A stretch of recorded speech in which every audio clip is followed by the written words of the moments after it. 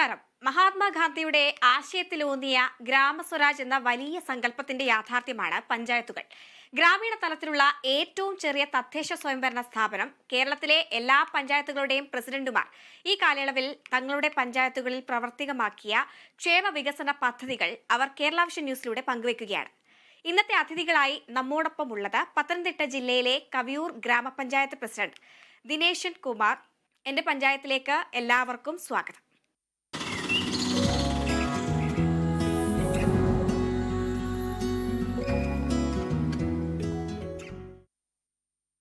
പത്തനംതിട്ട ജില്ലയിലെ മണിമലയാറിനോട് ചേർന്ന് കിടക്കുന്ന കവിയൂർ ഗ്രാമപഞ്ചായത്തിന്റെ ക്ഷേമ വികസന പ്രവർത്തനങ്ങളിലേക്കാണ് ആദ്യം നമ്മൾ പോകുന്നത്. ആരോഗ്യ മേഖലയിലെ മികച്ച പ്രവർത്തനങ്ങൾക്ക് കായകൽപ്പ പുരസ്കാരം, NBH അംഗീകാരമടക്കം നേടിയ പഞ്ചായത്താണ്. ഒപ്പം മാലിന്യ സംസ്കരണ രംഗത്ത് കൂടുതൽ ഊന്നൽ നൽകിക്കൊണ്ടുള്ള പ്രവർത്തനങ്ങളാണ് പഞ്ചായത്ത് നടപ്പിലാക്കുന്നത്. പഞ്ചായത്തിന്റെ വികസന പ്രവർത്തനങ്ങൾ പങ്കുവെക്കാൻ ഗ്രാമപഞ്ചായത്ത് പ്രസിഡന്റ് ദിനേശ് കുമാർ ഉണ്ട്. നമസ്കാരം ശ്രീ ദിനേശ് കുമാർ. പുരസ്കാര തിളക്കത്തിലാണ് പഞ്ചായത്ത് ഉള്ളത്. ഈ നേട്ടങ്ങളെല്ലാം സ്വന്തമാക്കാൻ പഞ്ചായത്ത് നടപ്പിലാക്കിയ വികസന പ്രവർത്തനങ്ങളെ കുറിച്ച് ഒന്ന് പറയാം. നമസ്കാരം. പത്തനംതിട്ട ജില്ലാ ആസ്ഥാനത്തിന്റെ വടക്ക് പടിഞ്ഞാറായി സ്ഥിതി ചെയ്യുന്നതും മണിമലയാറിന്റെ തീരത്ത് ഉള്ളതുമായ ഗ്രാമപഞ്ചായത്താണ് കവിയൂര്. മാത്രമല്ല കവിയൂര് കലാകാരന്മാരുടെ നാടാണ്. കവിയൂർ പൊന്നമ്മയും കവിയൂർ രേവമ്മയും അടക്കമുള്ള നിരവധി കലാകാരന്മാർ, സുപ്രസിദ്ധരായിട്ടുള്ള കലാകാരന്മാർ, അവരിലൂടെ ഈ നാട് അറിയപ്പെട്ടു എന്നുള്ളതാണ് മറ്റൊരു വസ്തുത. കവിയൂരിനെ സംബന്ധിച്ചിടത്തോളം കവിയൂര് ഒരു കാർഷിക ഗ്രാമമാണ്. കാർഷിക മേഖലയ്ക്ക് പ്രാധാന്യം നൽകിക്കൊണ്ടുകൂടിയാണ് ഗ്രാമപഞ്ചായത്തിന്റെ വികസന പദ്ധതികൾ മുന്നോട്ട് പോകുന്നത്. നെൽപ്പാടങ്ങൾ ഏകദേശം 126 ഹെക്ടറോളം സ്ഥലത്ത് നെൽ കൃഷി ചെയ്ത് വരുന്നു. അതൊരു തരിശ് രഹിത ഗ്രാമം എന്നൊരു കാഴ്ചപ്പാടോടുകൂടിയാണ് ഗ്രാമപഞ്ചായത്തിന്റെ ഭരണസമിതി ഈ വികസനാത്മകമായ ഒരു കാഴ്ചപ്പാട് മുന്നോട്ട് വയ്ക്കുന്നത്. 14 ഹെക്ടർ സ്ഥലത്ത് പച്ചക്കറി കൃഷി ചെയ്തു വരുന്നു. അതുപോലെ അങ്ങനെ നിരവധി പദ്ധതികൾ കാർഷിക മേഖലയിൽ ഏറ്റെടുത്തുകൊണ്ടാണ് ഗ്രാമപഞ്ചായത്ത് മുന്നോട്ട് പോകുന്നത്. ഗ്രാമപഞ്ചായത്ത് കൃഷിഭവന് പുതിയൊരു കെട്ടിടം ഞങ്ങൾ നിർമ്മിച്ചു. അതോടൊപ്പം തന്നെ കൃഷിഭവന് കഴിഞ്ഞ 10 ദിവസങ്ങൾക്ക് മുമ്പ് ISO സർട്ടിഫിക്കേഷൻ ലഭിച്ച ഒരു ഗ്രാമപഞ്ചായത്താണ്. അത്തരത്തിലേക്ക് നിരവധി പ്രവർത്തനങ്ങൾ കാർഷിക മേഖലയിൽ ഏറ്റെടുത്തുകൊണ്ട് കഴിഞ്ഞ ഓണകാലത്ത് 8 ഗ്രാമപഞ്ചായത്തിലേക്ക് കാർഷിക വിളകൾ, പച്ചക്കറികൾ കയറ്റുമതി ചെയ്യാനുള്ള ഒരു സാഹചര്യം, അല്ലെങ്കിൽ അത്തരത്തിലേക്കൊരു കാർഷിക മേഖലയിൽ മാറ്റം ഉണ്ടാക്കിയെടുക്കുവാൻ ഈ ഗ്രാമപഞ്ചായത്തിന് സാധിച്ചിട്ടുണ്ട്. അതോടൊപ്പം തന്നെ ആരോഗ്യ മേഖലയിൽ ഇതിപ്പോ സൂചിപ്പിച്ചതുപോലെ തന്നെ ആയുർവേദ ഡിസ്പെൻസറിക്ക് NABHM സർട്ടിഫിക്കറ്റ്, പത്തനംതിട്ട ജില്ലയിൽ ആദ്യമായി ആയുർവേദ ഡിസ്പെൻസറി ISO സർട്ടിഫിക്കേഷൻ ലഭിച്ച ഡിസ്പെൻസറി. അങ്ങനെ ആയുർവേദ ഡിസ്പെൻസറിയുമായി ബന്ധപ്പെട്ടതിന് പാലിറ്റീവ് കെയറിന്റെ പ്രവർത്തനം കാര്യക്ഷമമായി നടക്കുന്ന ഗ്രാമപഞ്ചായത്ത്. FSCക്ക് കായകൽപ്പ അവാർഡ് പുരസ്കാരം ലഭിച്ച ഗ്രാമപഞ്ചായത്ത്. അങ്ങനെ ആരോഗ്യ മേഖലയിൽ കൂടുതൽ കാര്യക്ഷമമായ പ്രവർത്തനങ്ങൾ നടത്തിക്കൊണ്ടിരിക്കുന്നു. കുടിവെള്ളം, കവിയൂർ പഞ്ചായത്തിനെ സംബന്ധിച്ചിടത്തോളം കുടിവെള്ള ലഭ്യത കുറഞ്ഞൊരു ഗ്രാമപഞ്ചായത്താണ്. മണിമലയാർ തൊട്ടടുത്തൂടെ ഒഴുകുന്നുവെങ്കിൽ പോലും കുടിവെള്ളക്ഷാമം രൂക്ഷമായ ഒരു പഞ്ചായത്താണ് കവിയൂർ ഗ്രാമപഞ്ചായത്ത്. 2-3 മാസക്കാലം എന്റെ ബുദ്ധിമുട്ട് ഏറെയുണ്ട്. അത് പരിഹരിക്കുന്നതിന് വേണ്ടി ഞങ്ങൾ 3 മിനി കുടിവെള്ള പദ്ധതികൾ ആവിഷ്കരിച്ചുകൊണ്ട് അതിന്റെ തീവ്രത കുറയ്ക്കുന്നതിന് വേണ്ടിയുള്ള ഒരു ഇടപെടൽ ഞങ്ങൾ ഇത്തരം കാര്യങ്ങൾ ഈ കാലഘട്ടത്തിൽ നടത്തിയിട്ടുണ്ട്. അങ്ങനെ മത്തിമല കുടിവെള്ള പദ്ധതി, നാഴിപ്പാറ കുടിവെള്ള പദ്ധതി, കുരുതികാവൻകാവ് കുടിവെള്ള പദ്ധതി, അങ്ങനെ മിനി കുടിവെള്ള പദ്ധതികൾ നടത്തിക്കൊണ്ട് ആ മേഖലയിലുള്ള കുടിവെള്ള പ്രശ്നത്തിന് ഒരു പരിഹാരം കാണുന്നതിന് വേണ്ടിയുള്ള ഒരു ശ്രമം ഞങ്ങളുടെ ഭാഗത്തുണ്ട്. കുളങ്ങൾ നവീകരിക്കുന്നതിന് വേണ്ടി അത്തരത്തിലേക്ക് നവീകരിച്ചുകൊണ്ട് ആ കുടിവെള്ള ക്ഷാമത്തിനും അതുപോലെ തന്നെ മാലിന്യമുക്തമായിട്ടുള്ള ഒരു ഗ്രാമപഞ്ചായത്തിനെ സൃഷ്ടിക്കുക എന്ന ഒരു കാഴ്ചപ്പാടിന്റെ ഭാഗമായിട്ട് അത്തരത്തിൽ പ്രവർത്തനങ്ങൾ ഏറ്റെടുത്ത് മുന്നോട്ട് പോകുന്നു. മാലിന്യ സംസ്കരണ പ്രവർത്തനത്തിൽ പത്തനംതിട്ട ജില്ലയിലെ ഏറ്റവും മികച്ച പ്രവർത്തനം നടത്തുന്ന ഗ്രാമപഞ്ചായത്തിൽ ഒന്നായി ഗ്രാമപഞ്ചായത്തിനെ മാറാൻ സാധിച്ചിട്ടുണ്ട്. ഹരിതകർമ്മസേനയുടെ പ്രവർത്തനങ്ങൾ വളരെ കാര്യക്ഷമമായി നടക്കുന്നു. ഒരു മാസം ഏകദേശം 2.5 ലക്ഷം രൂപയോളം ഹരിതകർമ്മസേന അംഗങ്ങൾക്ക് കളക്ഷനിലൂടെ ലഭിക്കുന്നു. അങ്ങനെ അത്തരത്തിൽ ഗവൺമെന്റ് മുന്നോട്ട് വെക്കുന്ന മാലിന്യമുക്ത നവകേരളം എന്ന വലിയൊരു കാഴ്ചപ്പാട് അത് പ്രാവർത്തികമാക്കുന്ന മാർച്ച് മാസം 31-ാം തീയതി നമ്മുടെ സംസ്ഥാനത്തെ മാലിന്യമുക്ത സംസ്ഥാനമായി പ്രഖ്യാപിക്കുന്ന ആ സമയത്തിന് മുമ്പായി തന്നെ എന്റെ ഗ്രാമവും മാലിന്യമുക്ത ഗ്രാമമായി മാറുന്നതിന് വേണ്ടിയുള്ള കൃത്യമായ ഇടപെടൽ നടത്തുന്നുണ്ട്. നല്ല ഉദ്യോഗസ്ഥന്മാർ, മികച്ച ഉദ്യോഗസ്ഥന്മാരുടെ സേവനം ഇത്തരം കാര്യങ്ങൾ ലഭിക്കുന്നുണ്ട്. അങ്ങനെ ഈ തരത്തിൽ ഒരു ഗ്രാമത്തെ ഒന്നായി കണ്ടുകൊണ്ടുള്ള ഒരു വികസന കാഴ്ചപ്പാട് മുന്നോട്ട് വെക്കുവാനായിട്ട് ഗ്രാമപഞ്ചായത്ത് സാധിച്ചിട്ടുണ്ട്. അത് ജനപ്രതിനിധികളുടെ കൂട്ടായ്മയുണ്ട്, രാഷ്ട്രീയ പ്രവർത്തകരുടെ നേതാക്കന്മാരുടെ ഒരു കൂട്ടായ്മയുണ്ട്, അത് ഉദ്യോഗസ്ഥന്മാരുടെ കൂട്ടായ്മയുണ്ട്. അങ്ങനെ ആ തരത്തിലുള്ള ഒരു കൂട്ടായ്മയിലൂടെയാണ് ഈ നേട്ടം കൈവരിക്കാനായി സാധിച്ചിട്ടുള്ളത്. ഇനിയും കുറെ ഞങ്ങൾക്ക് മുന്നോട്ട് പോകേണ്ടതായിട്ടുണ്ട്. നിരവധി കാര്യങ്ങൾ ഏറ്റെടുത്തുകൊണ്ട് മുന്നോട്ട് പോകേണ്ടതായിട്ടുണ്ട്. അതോടൊപ്പം തന്നെ ലൈഫ് ഭവന പദ്ധതി, PMA ഭവന പദ്ധതി ഒക്കെ തന്നെ വളരെ കാര്യക്ഷമതയോടുകൂടി മുന്നോട്ട് പോകാൻ ഈ ഗ്രാമപഞ്ചായത്ത് സാധിച്ചു. ഏകദേശം 135ഓളം ആളുകൾക്ക് ലൈഫ് പദ്ധതിയിൽ നമ്മൾ ഭവനം നൽകുവാൻ സാധിച്ച ഒരു ഗ്രാമപഞ്ചായത്താണ്. അതിന്റെ തുടർ പ്രവർത്തനം നടന്നു വരുന്നു. പൊതുവിൽ നമ്മുടെ സംസ്ഥാനത്തെ ബാധിച്ചിരിക്കുന്ന ഒരു സാമ്പത്തിക പ്രശ്നം എല്ലാ ഗ്രാമപഞ്ചായത്തിലെയും പോലെ ഈ ഗ്രാമപഞ്ചായത്തിലെയും ബാധിച്ചിട്ടുണ്ട്. എന്നിരുന്നാൽ തന്നെയും ജനങ്ങൾക്ക് വേണ്ടതായിട്ടുള്ള എല്ലാ കാര്യങ്ങളും അവരോടൊപ്പം നിന്നുകൊണ്ട് നിർവഹിച്ചു കൊടുക്കുവാൻ ഈ ഗ്രാമപഞ്ചായത്ത് ഭരണസമിതിക്ക് സാധിക്കുന്നു. അത്തരത്തിലേക്ക് ഒരു നല്ല കാഴ്ചപ്പാടോടുകൂടി മുന്നോട്ട് പോകാനായിട്ട് ഭരണസമിതി ഒന്നടങ്കം ആത്മാർത്ഥതയോടെ മുന്നോട്ട് പോകുന്നു എന്നതുകൊണ്ടാണ് നമ്മൾ ഇവിടെ നിരവധി കാര്യങ്ങൾ കോർത്തിണക്കിക്കൊണ്ട് ഈ ഗ്രാമപഞ്ചായത്തിന് ഒരു വികസന ലക്ഷ്യത്തിലേക്ക് എത്തപ്പെടാൻ സാധിച്ചിട്ടുള്ളൂ. ശ്രീ ദിനേശ് കുമാർ, ഇനിയിപ്പോൾ ആരോഗ്യ മേഖലയെക്കുറിച്ച് ചോദിക്കാനുള്ളത്, ആരോഗ്യ മേഖലയിൽ എങ്ങനെയാണ് കൃത്യമായും ഈ പഞ്ചായത്തിൽ ഹെൽത്ത് സെന്ററുകൾ ഏതെങ്കിലും പുതുതായിട്ട് വന്നിട്ടുണ്ടോ? അവിടെ കൃത്യമായിട്ടുള്ള കുട്ടികൾക്ക് വേണ്ടിയിട്ടുള്ളതും വയോജനങ്ങൾക്ക് വേണ്ടിയിട്ടുള്ളതുമായിട്ടുള്ള ആരോഗ്യ പ്രവർത്തനങ്ങൾ നല്ല രീതിയിലാണോ പുരോഗമിക്കുന്നത്? പോളിയോ വാക്സിൻ കുത്തിവയ്പ്പടക്കം വയോജനങ്ങൾക്ക് വേണ്ടിയുള്ള എന്തൊക്കെ പ്രവർത്തനങ്ങൾ അവിടെ നടക്കുന്നുണ്ട്? പോളിയോ വാക്സിൻ അടക്കം ഗവൺമെന്റ് നിർദ്ദേശാനുസരണം വളരെ കൃത്യമായിട്ട് സംയോജിതമായും അത്തരം കാര്യങ്ങൾ നിർവഹിച്ചുകൊണ്ട് മുന്നോട്ട് പോകുന്നു. അതോടൊപ്പം തന്നെ ആരോഗ്യ മേഖലയുമായി ബന്ധപ്പെട്ട് നിരവധി പ്രവർത്തനങ്ങൾ സൂചിപ്പിച്ച തരത്തിൽ വയോജനങ്ങൾക്കും കുട്ടികൾക്കും അടക്കമുള്ള പ്രവർത്തനങ്ങൾ, വയോജനങ്ങൾക്ക് വയോജന പാർക്ക് എന്ന തരത്തിലേക്കുള്ള ഒരു പ്രവർത്തനം ഞങ്ങൾക്ക് മുന്നോട്ട് വെക്കുന്നു. വയോജനങ്ങളുടെ കലോത്സവം, വയോജനങ്ങൾക്ക് കൂട്ടായ സ്നേഹസ്പർശം എന്ന തരത്തിലേക്ക് നമ്മള് ചെറുപ്പകാലത്തിലൊക്കെ അവർക്ക് സ്വായത്തമാക്കിയിട്ടുള്ള കലാപരമായ കഴിവുകളെ അവർ പ്രകടിപ്പിക്കുന്നതിന് വേണ്ടിയുള്ള ഒരു അവസരം വയോജനങ്ങൾക്ക് നൽകിക്കൊണ്ട് വയോജന കലോത്സവം സംഘടിപ്പിച്ച് മുന്നോട്ട് പോകുന്നു. അതുപോലെ തന്നെ വയോജനങ്ങളുമായി ബന്ധപ്പെട്ട് നമുക്കറിയാം, അവർക്ക് ഗവൺമെന്റിനെ സംബന്ധിച്ചിടത്തോളം ഗവൺമെന്റ് 5% തുക വയോജനങ്ങൾക്ക് വേണ്ടി കൂടെ മാറ്റിവെക്കണമെന്ന് പറയുമ്പോൾ ആ തുകയ്ക്ക് ആസ്പദമായി ഏറ്റെടുക്കാവുന്ന പദ്ധതികൾ ഒക്കെ ഏറ്റെടുത്ത് വയോജനങ്ങൾക്കും അതുപോലെ കുട്ടികളെ സംബന്ധിച്ചിടത്തോളം അംഗൻവാടിയിലും സ്കൂളുകളിലും പഠിക്കുന്ന കുട്ടികൾ, ആ സ്കൂളും അംഗൻവാടികളും ഒക്കെ അതിന്റെ ഭൗതിക സാഹചര്യം മെച്ചപ്പെടുത്തിക്കൊണ്ട് സ്മാർട്ട് ക്ലാസ് റൂമുകൾ സൃഷ്ടിച്ചുകൊണ്ട് സ്മാർട്ട് അംഗൻവാടി തയ്യാറാക്കിക്കൊണ്ട് ഇപ്പൊ കുട്ടികൾക്കും അടക്കം സ്കൂളിലും അംഗൻവാടികളും പഠിക്കുന്ന കുട്ടികൾക്ക് അവരുടെ പഠന നിലവാരം ഉയർന്ന തരത്തിലേക്കുള്ള ഒരു സംവിധാനം ഉണ്ടാക്കിക്കൊടുത്തുകൊണ്ടാണ്, അല്ലെങ്കിൽ അവരോടൊപ്പം ചേർന്ന് നിർത്തിക്കൊണ്ടാണ് ഗ്രാമപഞ്ചായത്തിന്റെ വികസന പദ്ധതികൾ ഞങ്ങൾ കാഴ്ചവെക്കുന്നത്. ആരോഗ്യ മേഖലയിൽ നല്ല മുന്നേറ്റം നടത്താൻ ഗ്രാമപഞ്ചായത്ത് സാധിച്ചിട്ടുണ്ട്. കോവിഡ് കാലത്തൊക്കെ തന്നെ കോവിഡുമായി ബന്ധപ്പെട്ടുള്ള ആ പ്രശ്നങ്ങൾ അഭിമുഖീകരിച്ച സമയത്തൊക്കെ വളരെ കൃത്യമായി അത്തരം കാര്യങ്ങളിൽ ഇടപെട്ടുകൊണ്ട് ഈ നാട്ടിലെ ആളുകൾക്ക് അവർക്ക് എല്ലാവിധ സഹായങ്ങളും ചെയ്തു കൊടുക്കുന്ന തലത്തിലുള്ള കാര്യക്രമങ്ങൾ നടത്തുവാൻ ഗ്രാമപഞ്ചായത്ത് സാധിച്ചിട്ടുണ്ട്. ശ്രീ ദിനേശ്, അതേസമയം തന്നെ ഈ പ്രധാനമായും ഈ പഞ്ചായത്തുകളിൽ കേന്ദ്രീകരിച്ചിരുന്ന ദേശീയ ഗ്രാമീണ തൊഴിലുറപ്പ് പദ്ധതി എല്ലാവർക്കും അതൊരു മുതൽക്കൂട്ടാണ്. സാമ്പത്തികമായും കൂടുതലും സ്ത്രീകളാണ് ഈ ഒരു രംഗത്തേക്ക് വരുന്നത്. അത്തരത്തിൽ ഈ പഞ്ചായത്തിന്റെ സാന്നിധ്യത്തിൽ ഈ തൊഴിലുറപ്പ് പദ്ധതികൾ കൂടുതൽ പ്രോത്സാഹനം നൽകാൻ സാധിച്ചിട്ടുണ്ടോ? തൊഴിലുറപ്പ് പദ്ധതിയുമായി ബന്ധപ്പെട്ട് സംസ്ഥാന ഗവൺമെന്റിന്റെ 100 ദിന കർമ്മ പദ്ധതിയുടെ ഭാഗമായിട്ട് സംസ്ഥാനത്തെ ഏറ്റവും മികച്ച പ്രവർത്തനം നടത്തിയ 8 ഗ്രാമപഞ്ചായത്തിൽ ഒരു ഗ്രാമപഞ്ചായത്താണ് കവിയൂർ ഗ്രാമപഞ്ചായത്ത്. അത്തരത്തിൽ പുരസ്കാരത്തിന് സാധ്യമായ തരത്തിലേക്കുള്ള പ്രവർത്തനം ഇവിടുത്തെ തൊഴിലുറപ്പ് പദ്ധതിയുമായി ബന്ധപ്പെട്ട് നടന്നു വരുന്നു. 100 ദിവസം തൊഴിൽ കൊടുക്കുന്നതിന് വേണ്ടിയുള്ള പ്രവർത്തനം, തൊഴിലാളികൾ കൊടുക്കുന്നതിന്റെ പ്രവർത്തനം കാര്യപക്ഷമായി തന്നെ നമുക്ക് നടത്താൻ സാധിക്കുന്നുണ്ട്.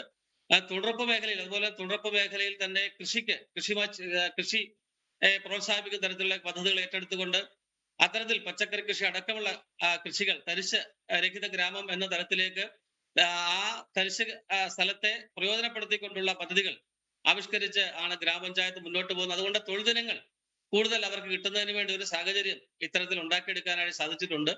അപ്പൊ തുടർ പദ്ധതി ഞാൻ ഇവിടെ സൂചിപ്പിച്ച ഏറ്റവും കാര്യക്ഷമമായി നടക്കുന്ന ആ, ഒരു ഗ്രാമപഞ്ചായത്താണ് കവിയൂർ ഗ്രാമപഞ്ചായത്ത്. അതുകൊണ്ടാണ് നൂറുദിന കർമ്മ പദ്ധതിയുമായി ബന്ധപ്പെട്ട ഗ്രാമപഞ്ചായത്തിന്റെ ഈ പ്രവർത്തനത്തെ ഒരു അംഗീകാരമായി കണ്ടുകൊണ്ട് സംസ്ഥാന ഗവൺമെന്റ് ഞങ്ങൾക്കൊരു പുരസ്കാരം നൽകിയിട്ടുള്ളത്. അതേസമയം തന്നെ ഈ പിന്നോക്ക വിഭാഗം, ഭിന്നശേഷി വിഭാഗം ഇങ്ങനെയുള്ള പിന്നോക്ക വിഭാഗക്കാർ കൂടുതലുള്ള ഒരു ഇടമാണോ ഈ കവിയൂർ പഞ്ചായത്ത്? അത്തരത്തിലുള്ള അവർക്ക് വേണ്ടിയിട്ടുള്ള എന്തെങ്കിലും പ്രവർത്തനങ്ങൾ അവിടെ പുരോഗമിക്കുന്നുണ്ടോ? ഭിന്നശേഷിക്കാരായിട്ടുള്ള ആളുകൾക്കും അതുപോലെ തന്നെ മറ്റ് പിന്നോക്ക വിഭാഗങ്ങൾ, പട്ടികജാതി വിഭാഗങ്ങൾ അടക്കമുള്ള ആൾക്ക് വേണ്ടി നിരവധി പദ്ധതികൾ ഞങ്ങൾ ആവിഷ്കരിച്ചിട്ടുണ്ട്. പ്രത്യേകിച്ച് കുട്ടികൾക്ക് വേണ്ടിയുള്ള പദ്ധതികൾ, അതുപോലെ തന്നെ ഇവർക്ക് ഗ്രാന്റ് കൊടുക്കുന്ന വൈകല്യമുള്ള ആളുകൾക്ക് ഗ്രാന്റ് കൊടുക്കുന്ന തരത്തിലേക്കുള്ള പദ്ധതികൾ, അവരെ സ്വയം പര്യാപ്തയിൽ എത്തുന്നതിന് വേണ്ടിയുള്ള കൈത്താങ്ങുകൾ കൊടുക്കുവാൻ ഗ്രാമപഞ്ചായത്തിന് സാധിച്ചിട്ടുണ്ട്. SC വിദ്യാർത്ഥികൾക്ക് മാത്രമായി 15 ലക്ഷം രൂപ വിദ്യാഭ്യാസ ആവശ്യത്തിന് വേണ്ടി അവർക്ക് ഗ്രാന്റ് കൊടുക്കുവാൻ ഈ സാമ്പത്തിക വർഷം സാധിച്ചിട്ടുണ്ട്. അതുപോലെ തന്നെ ഭിന്നശേഷി വിദ്യാർത്ഥികൾക്ക് 7 ലക്ഷം രൂപ അവർക്കും ഇത്തരത്തിലേക്ക് പഠിക്കുന്ന കുട്ടികൾക്ക് ഗ്രാന്റ് കൊടുത്തുകൊണ്ടുള്ള ഒരു സഹായം ഗ്രാമപഞ്ചായത്തിന്റെ ഭാഗത്തുണ്ടായിട്ടുണ്ട്. അതുപോലെ ഈ ഭിന്നശേഷി ആളുകളുടെ ഒരു കലോത്സവം സംഘടിപ്പിച്ചുകൊണ്ട് നമ്മുടെ വയോജനങ്ങൾക്ക് എന്ന പോലെ തന്നെ ഭിന്നശേഷി കുട്ടികളുടെ ഒരു കൂട്ടായ്മ സൃഷ്ടിക്കുവാനും ഒക്കെ സാധിക്കുന്നുണ്ട്. അത്തരത്തിൽ ഈ രണ്ട് വിഭാഗത്തിൽപ്പെട്ട ആളുകൾക്കും അവർക്ക് ആവശ്യങ്ങൾക്കനുസരിച്ചുള്ള പ്രവർത്തനം പദ്ധതികൾ ആവിഷ്കരിച്ചുകൊണ്ട് മുന്നോട്ട് പോകുവാൻ ഒരു പരാതിരഹിതമായി കാര്യങ്ങൾ ചെയ്യുവാൻ ഗ്രാമപഞ്ചായത്തിന് സാധിച്ചിട്ടുണ്ട്. ദിനേശ്, അതേസമയം തന്നെ ഈ ജനങ്ങളുടെ അടിസ്ഥാന ആവശ്യങ്ങളിൽ ഒന്നാണ് ഗതാഗതം. ഈ കൂടുതലുമായും ഈ ചെറിയ ഇടങ്ങളിൽ ഗതാഗതം, റോഡ് പൊട്ടിപ്പൊളിഞ്ഞ അവസ്ഥയിലുള്ള വാർത്തകളൊക്കെ പുറത്തു വരുന്ന സാഹചര്യങ്ങൾ ഉണ്ടായിട്ടുണ്ട്.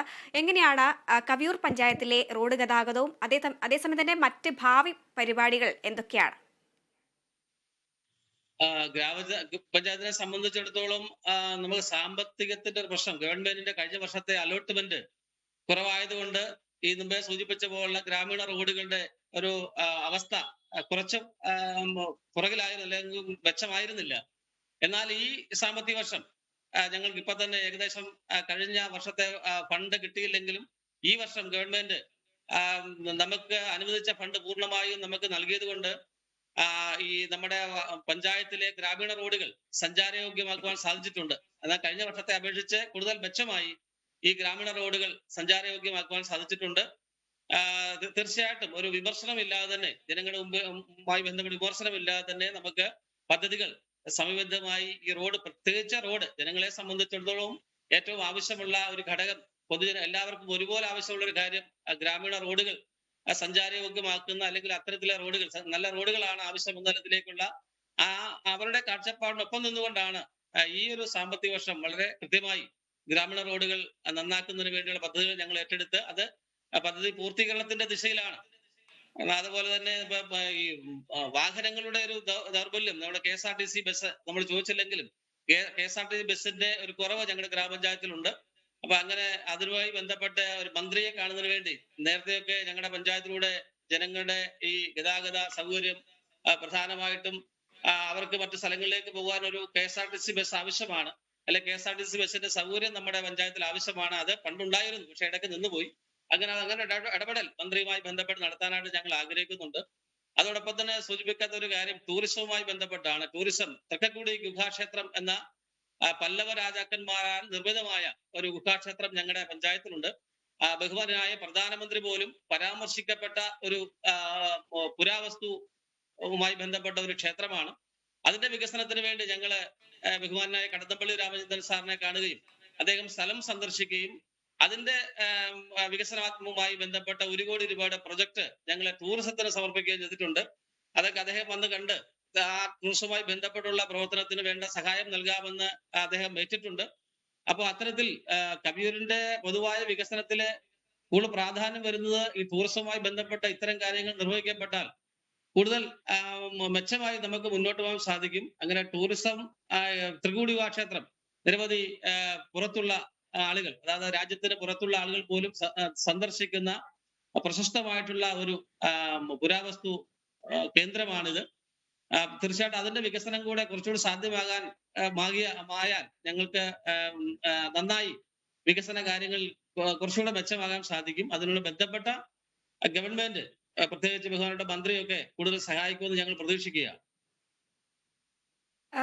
മറ്റൊരു കാര്യം, ഈ കുടിവെള്ളത്തിൽ വലിയൊരു പ്രതിസന്ധി ഈ ഗ്രാമപഞ്ചായത്ത് അനുഭവിക്കുന്നു എന്ന് പറയുകയുണ്ടായി.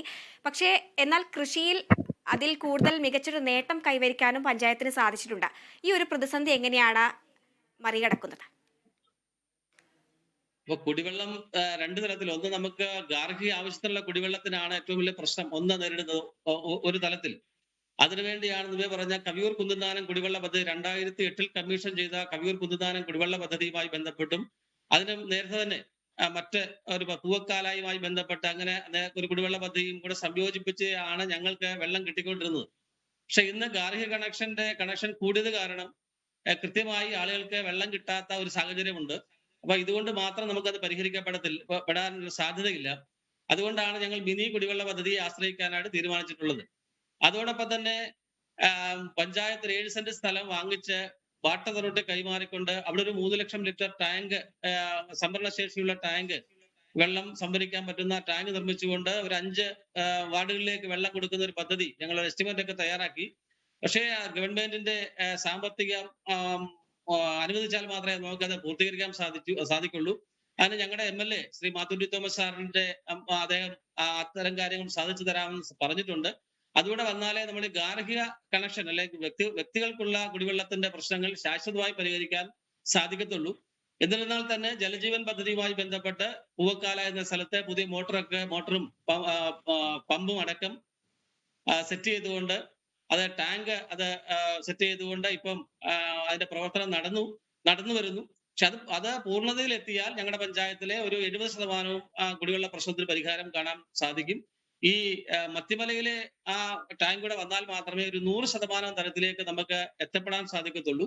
അതാണ് ഒരു വ്യക്തിപരമായിട്ടുള്ള ആളുകൾക്ക് ഗാർഹിക കുടിവെള്ള ക്ഷാമം പരിഹരിക്കാനുള്ള മാർഗം അതാണ്.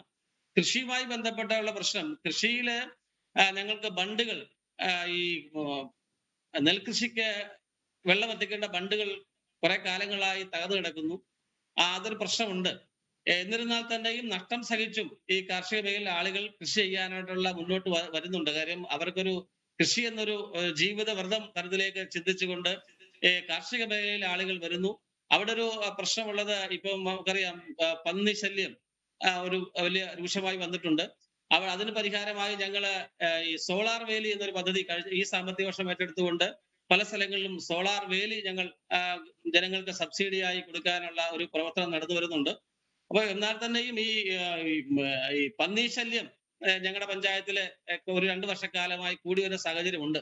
എന്നാലും അതിനെയൊക്കെ മാറ്റിവെച്ചുകൊണ്ട് ജനങ്ങൾ കൃഷിയോട് ഒരു ആത്മാർത്ഥതയോടുകൂടി കടന്നു വന്നതുകൊണ്ടാണ് നമുക്ക് ഈ ഓണത്തിന് 8 പഞ്ചായത്തിലേക്ക് കാർഷിക ഉൽപ്പന്നങ്ങൾ കയറ്റി അയക്കാൻ സാധിച്ചിട്ടുള്ളത്. അങ്ങനെ കൃഷിയെ ആത്മാർത്ഥമായി സ്നേഹിക്കുന്ന ആളുകൾ, അതിനുവേണ്ടി പിന്തുണ കൊടുക്കുന്ന കൃഷി ഓഫീസർ അടക്കമുള്ള ഇവിടുത്തെ ജീവനക്കാർ, അവരുടെയൊക്കെ വലിയൊരു പിന്തുണ, പിന്നെ പല സബ്സിഡി ഒക്കെ ജനങ്ങളുടെ കയ്യിൽ കൃത്യമായി എത്തുന്നു എന്നുള്ള അവരുടെ ഒരു നഷ്ടം സംഭവിക്കുമ്പോഴും അവർക്ക് ഇത്തരത്തിൽ സബ്സിഡി തുച്ഛമായിട്ടെങ്കിലും അവരുടെ കയ്യിൽ എത്തിക്കാനുള്ള ഒരു നടപടി നമ്മുടെ ഭാഗത്തു നിന്ന് ഉണ്ടാകുന്നു, ഗ്രാമപഞ്ചായത്തിന്റെ ഭാഗത്ത് ഉണ്ടാകുന്നു, കൃഷി ഓഫീസുമായി ബന്ധപ്പെട്ട ഉദ്യോഗസ്ഥന്മാരുടെ ഭാഗത്ത് ഉണ്ടാകുന്നു.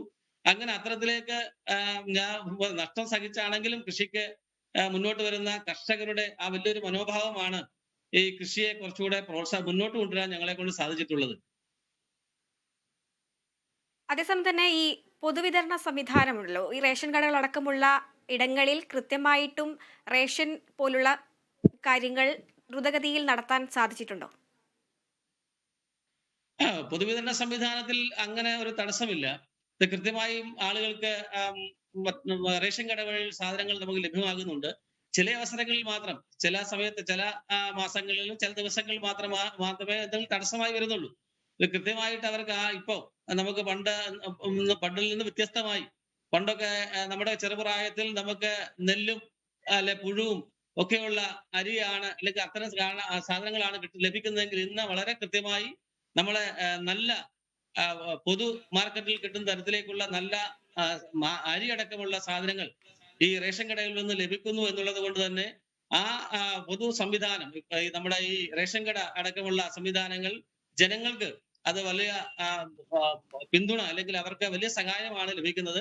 കവിയൂരിനെ സംബന്ധിച്ചിടത്തോളം അത്തരത്തിലേക്കുള്ള ഒരു റേഷൻ കടയുമായി ബന്ധപ്പെട്ട ഒരു തടസ്സങ്ങൾ അല്ലെങ്കിൽ അവർക്ക് സേവനം ലഭിക്കുന്ന ഒരു തടസ്സങ്ങളും നിലവിൽ ഇല്ല എന്നുള്ളതാണ് എനിക്കറിയാൻ സാധിച്ചിട്ടുള്ളത്. ശ്രീ ദിനേശ്, ഈ പഞ്ചായത്തുകൾ കേന്ദ്രീകരിച്ച് ഈ വഴിവിളക്കുകൾ, ക്യാമറ തുടങ്ങിയ കാര്യങ്ങൾ പ്രധാന ആവശ്യമായി ഉയരുന്നൊരു സാഹചര്യമാണ്. ഈ വന്യജീവി ആക്രമണങ്ങൾ പോലുള്ള ഇപ്പോൾ കൃഷിയിടങ്ങളിൽ വന്യജീവികൾ ഇറങ്ങുന്നു, അതേസമയം മറ്റുള്ള കാര്യങ്ങളിലൊക്കെ ക്യാമറ പോലുള്ള കാര്യങ്ങൾ വളരെ അത്യാവശ്യമായിട്ട് മാറുകയാണ്. അത്തരം കാര്യങ്ങളിൽ എങ്ങനെയാണ് പഞ്ചായത്തിൽ ഉള്ളത്? ഈ മാലിന്യവുമായി ബന്ധപ്പെട്ട് ഞങ്ങൾ നിരവധി സ്ഥലങ്ങളിൽ ക്യാമറ വെക്കുന്നതിന് വേണ്ടിയുള്ള പ്രോജക്റ്റ് എടുത്തിട്ടുണ്ട്. ഈ മാസം കൊണ്ട് നമുക്ക് ഒരു 4 സ്ഥലങ്ങളിൽ, ഞങ്ങളുടെ പഞ്ചായത്തിന്റെ 4 സ്ഥലങ്ങളിൽ ക്യാമറ വെക്കാൻ സാധിക്കും. അത് മാലിന്യവുമായി ബന്ധപ്പെട്ടാണ്. മാലിന്യം ഇടുന്ന സ്ഥലങ്ങളിൽ അത് അത്തരത്തിലാണ് ചിന്തിച്ചാണ് നമ്മൾ ഈ പ്രോജക്റ്റ് എടുത്തിട്ടുള്ളത്. അതോടൊപ്പം തന്നെ തൊണ്ടഭാഗം എന്നുള്ള പ്രധാന കേന്ദ്രത്തിൽ ഞങ്ങൾ കഴിഞ്ഞ വർഷം തന്നെ ക്യാമറ, അവിടെ അപകടങ്ങൾ ഉണ്ടാകുന്നതുകൊണ്ട് ഞങ്ങൾ ക്യാമറ അവിടെ സ്ഥാപിച്ചിട്ടുണ്ട്. അത്തരത്തിലാണ് ആ കാര്യങ്ങൾ മുന്നോട്ട് പോകുന്നത്. ഇപ്പം പിന്നെ ലൈറ്റിനെ സംബന്ധിച്ചിടത്തോളം ഞങ്ങൾ ഒരു വർഷത്തിൽ ഒരു 3 പ്രാവശ്യമെങ്കിലും പഞ്ചായത്ത് ഫണ്ട് ഉപയോഗിച്ച് തന്നെ ലൈറ്റുകൾ മെയിൻ്റെനൻസ് ചെയ്യാറുണ്ട്. അതുകൊണ്ട് പഞ്ചായത്തിൽ പ്രകാശം ലഭിക്കുക എന്നുള്ള അതും പൊതു ജനങ്ങളുടെ എല്ലാവരുടെയും ഒരു ആവശ്യമാണ്. റോഡിൽ ലൈറ്റ് കത്തുക എന്നുള്ളത്.